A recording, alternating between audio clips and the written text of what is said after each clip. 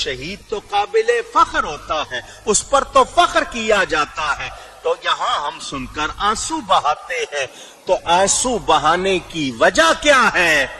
वो ये कि यहां इमाम पाक को बुलाने वाले कौन थे? मोहब्बत के दावेदार, मुरीद होने के दावेदार, मुसलमान होने के दावेदार। उन्होंने की बेवफाई और दुश्मनों से मिलकर इमाम के मुकाबले पर आए। इमाम का, आपके रफ़क़ा का पानी बंद किया, आपके अहले खाना के सामने भूखा प्यासा ज़बा किया।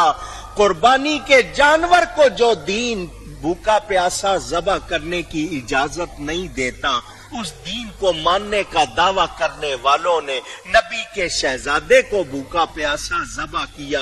तो नबी की मोहब्बत, नबी की निस्बत की मोहब्बत की वजह से हमारी आंखों में आंसू आ जाते हैं।